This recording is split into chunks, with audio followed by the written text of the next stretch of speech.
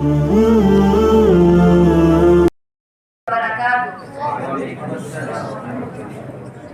مکرم آپ اپنا تعارف کرائے اور یہ بھی بتائیں کہ آپ کس مکتب میں زیر تعلیم ہیں. جناب عالی، میرا نام طاہر شبی ہے. میں تو بارہمولہ کے ایک معروف و مشہور مکتب درسگاہ انوار الاسلام میں زیر تعلیم ہوں اور میں اس میں قرآنی تعلیم حاصل کر رہا ہوں. ماشاء اللہ بھائی جان، میں آپ کے والدین کو سلام پیش کرتا ہوں جنہوں نے اس پرفتن دور میں بھی آپ کی مروجہ تعلیم کے ساتھ ساتھ اخروی تعلیم کا بھی اہتمام کرایا. اللہ تعالیٰ ان کو جزائے خیر دے. ماشاء اللہ بھائی جان، میں تو اسکول کا اسٹوڈنٹ ہوں. آپ میری دینی رہنمائی فرما سکتے ہیں. میں آپ سے چند سوالات کرنے کی جسارت کروں.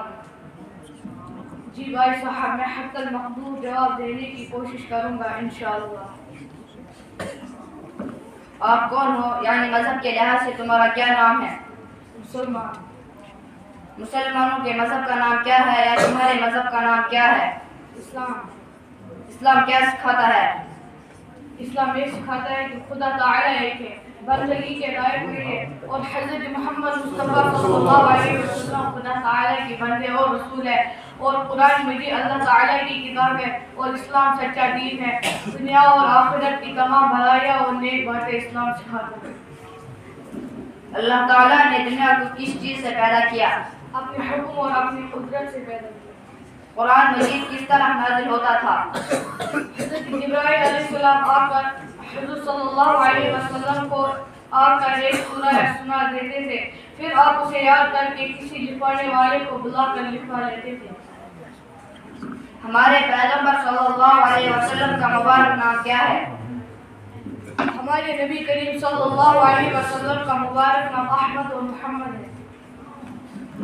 حضور صلی اللہ علیہ وسلم کے ان ناموں کا انتخاب کس نے کیا؟ بشارت کے مطابق آمینہ نے نام بتلایا، اور یسوع نے کہا تھا کہ احمد ہے تیرا جایا. کہا دادا نے اے بیٹی میرا پوتا ہے محمد دنیا کے لوگوں سے اعلیٰ اور امجد ہے. آپ خود کیوں نہیں لکھتے تھے؟ اس لیے کہ آپ امی تھے. امی کسے کہتے ہیں؟ جس نے کسی سے لکھنا پڑھنا نہ سیکھا ہو اسے امی کہتے ہیں. اگر حضور صلی اللہ علیہ وسلم نے دنیا میں کسی سے علم نہیں سیکھا، لیکن اللہ تبارک و تعالیٰ نے انہیں تمام مخلوق میں سب سے زیادہ علم دیا. مسلمانوں کو کتنی چیزوں پر ایمان لانا ضروری ہے؟ مسلمانوں کو 7 چیزوں پر ایمان لانا ضروری ہے، جن کا ذکر ایمان مفصل میں آیا ہے. آمنت باللہ وملائکتہ وکتبہ ورسلہ والیوم الآخر والقدر خیر وشر من اللہ تعالی والبعث بعد الموت. میوزک حلال ہے یا حرام؟ میوزک حرام ہے. کیا غیر مسلم کو دعائے مغفرت کرنا جائز ہے؟ جائز نہیں ہے، حرام ہے. دل سے یقین اور زبان سے اقرار کرنے کو کیا کہتے ہیں؟ ایمان لانا کہتے ہیں. رسولوں میں سب سے افضل رسول کون ہے؟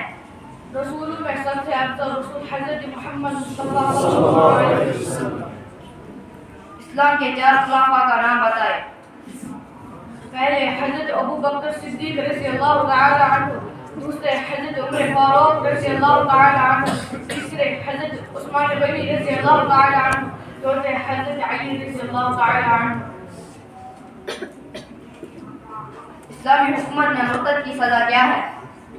اسلامی حکومت میں مرتد کی سزا 7 سال سے الگ ہے. جو حضرت محمد صلی اللہ علیہ وسلم کو اللہ تعالیٰ کا بھیجا ہوا پیغمبر نہ مانے وہ کیا ہے؟ ان لوگوں کو کافر کہتے ہیں. آخر میں آپ سے ایک سوال کرنا چاہتا ہوں. آپ کو میرے جوابات سے کیا محسوس ہو رہا ہے؟ کیا والدین کو اپنے بچوں کی دینی تعلیم پر فوکس کرنا چاہیے یا صرف اسکول تعلیم پر؟ آپ کے اس سوال سے میرا دل باغ ہوا. اگر والدین چاہتے ہیں کہ ہمارے بچے اللہ اور اس کے رسول صلی اللہ علیہ وسلم اور ہمارے فرما بردار بنے تو لامحالہ اپنے مسجدوں کے ساتھ ساتھ اپنے مکتبوں کا بھی اہتمام کرے. آخر میں آپ کو اور اپنے سامعین کرام کو ایک بڑے عالم دین کی بات سناتا ہوں، اسی پر میں رخصت ہوتا ہوں. حضرت مولانا علی میاں ندوی رحمۃ اللہ علیہ فرماتے ہیں ہمارا کام اس وقت تک قابل اطمینان نہیں ہوگا جب تک مسلمان اپنے بچوں کی دینی تعلیم کو ان کی غذا اور دوا سے اہم نہیں سمجھیں گے اور دینی مکاتب و مدارس کو ذوق و شوق سے قائم کرے جس سنجیدگی اور ذوق و شوق سے وہ مساجد کی تعمیر کرتے ہیں. اس لیے مساجد کی آبادی ان مکاتب کے بغیر ممکن نہیں. جب تک ہم اس راہ کے مصارف کو اپنا اہم ترین اور مقدس ترین فرض نہ سمجھیں گے اور اس میں صدیقی ذوق اور عثمانی جذبے کے ساتھ حصہ نہ لیں اور اس راہ کی کوشش کو عبادت کا درجہ نہیں دیں گے اس وقت تک ہمارا کام قابل اطمینان نہیں ہوگا.